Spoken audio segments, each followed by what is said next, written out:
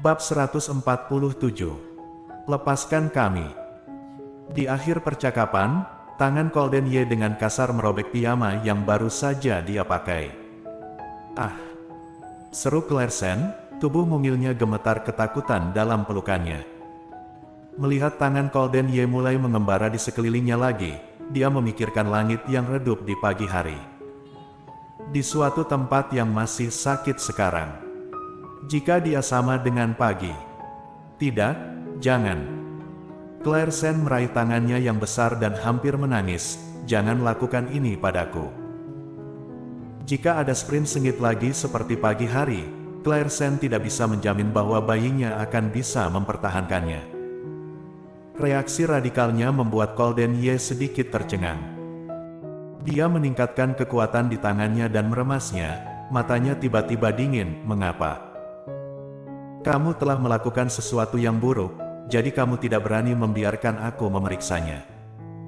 Clairsen terisak. "Colden Ye, aku pergi ke rumah sakit untuk pemeriksaan di pagi hari."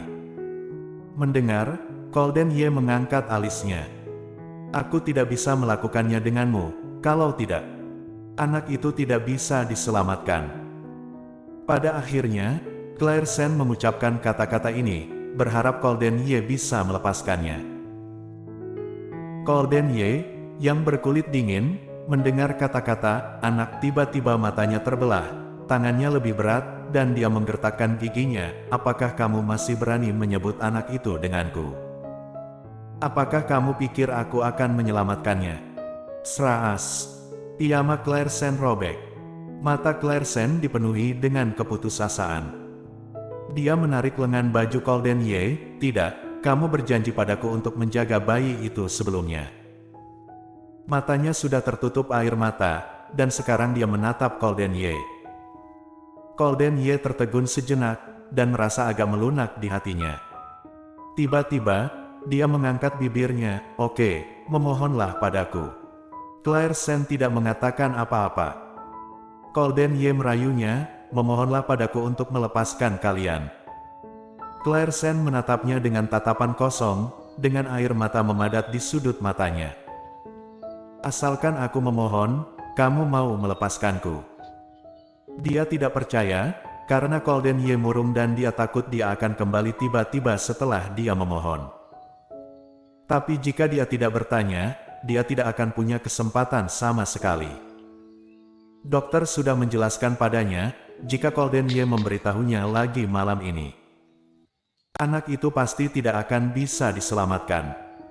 "Kalau begitu aku akan memberitahumu setelah kamu memohon." "Benar saja." Kata-kata Colden Ye berbeda dari sebelumnya. Wajah Clairsen menjadi pucat dalam cahaya. Dia memegang tangan Colden Ye erat-erat selama beberapa menit, dan kemudian berbisik, "Oke, kalau begitu aku mohon. Lepaskan aku kali ini, biarkan aku pergi, kumohon." Mata Colden Ye menyusut tiba-tiba. Dia benar-benar memohon padanya. Karena dia ingin menjaga anak itu, dia tidak mengeluh ketika dia memintanya untuk memilah begitu banyak informasi di pagi hari, dan dipermalukan di depan semua orang di ruang konferensi tanpa perlawanan, tetapi sekarang dia memohon padanya untuk anak itu. Colden Ye mencibir. "Wanita sepertimu, haruskah aku mengatakan kamu idiot atau kamu penyanyang? Sudah bercerai, dan kamu masih ingin menjaga anak pria itu. Apakah kamu ingin kembali kepadanya suatu hari nanti?" Ketika dia mengatakan kalimat terakhir, nada Colden Ye tiba-tiba menjadi parah, dan sentuhan kemarahan tiba-tiba muncul di sekelilingnya. Clairsen ingin berteriak pada Colden Ye, anak di perutnya tidak ada hubungannya dengan pria itu. Tapi, memikirkan kata-kata Sally Han lagi. Setelannya adalah Davin Ye. "Ini dari Davin Ye, kakak Colden Ye. Mungkinkah? Apakah anak di perutnya adalah anak Davin Ye?" Clairsen menunduk untuk memikirkan banyak hal, tapi Colden Ye mengira dia sangat terhina olehnya sehingga dia tidak menjawab, dan ekspresi penghinaan yang menahan membuatnya semakin kesal. "Untuk pria seperti itu, kamu bisa melakukannya dengan cara ini, ya?" Colden Ye melepaskannya dengan cepat, ekspresi wajahnya menjijikkan, dan suaranya menjadi dingin, menjijikkan melihat wajahmu, pergilah. Meskipun ini terdengar menusuk, Clairsen merasa lega. Bagaimanapun, dia membiarkannya pergi, dan bayi di perutnya untuk sementara aman. Jadi Clairsen terhuyung-huyung dan mundur selangkah, memegang sudut meja, dan kemudian dengan mantap berjalan menuju tempatnya sendiri. Di belakangnya, tatapan Colden Ye telah menatap punggungnya seperti elang, seperti duri tajam, sebelum menjauh untuk sementara waktu. Clairsen bersembunyi di balik selimutnya, tubuh dan bibirnya masih bergetar. Butuh waktu lama baginya untuk tenang, dan kemudian dia menemukan bahwa tangan dan kakinya dingin. Untungnya, dia melarikan diri di malam hari. Clairsen memejamkan matanya, berharap dia bisa tertidur, tetapi sepanjang malam itu kacau, dan semua mimpi di benaknya adalah kata-kata yang Sally Han katakan padanya, dan wajah Davin Ye. Dan pria itu terengah-engah pada malam hujan itu. Tiba-tiba, Clairsen tiba-tiba terbangun dari tidurnya, membuka matanya dan melihat bahwa daerah sekitarnya cerah.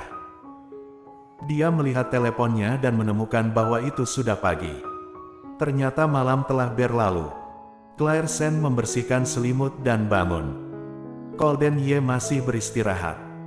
Dia dengan cepat membersihkan dan menyelinap ke bawah. Bagaimanapun, dia tidak bisa tidur lagi. Lebih baik pergi ke perusahaan dulu.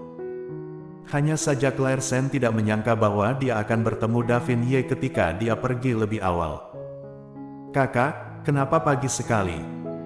Ketika Davin Ye melihatnya, dia masih menyapanya dengan hangat. Clairsen melihat Davin Ye kali ini, tetapi dia merasakan emosi dan perasaan yang berbeda di dalam hatinya.